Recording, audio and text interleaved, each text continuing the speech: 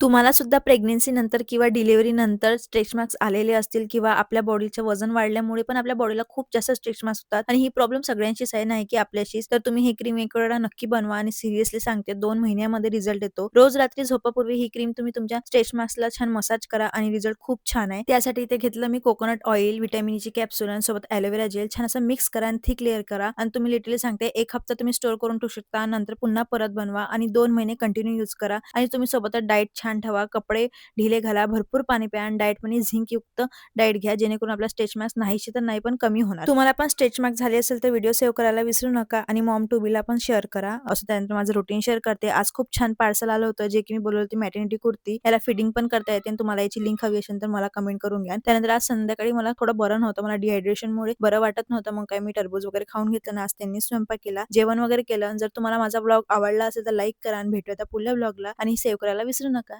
Bye bye.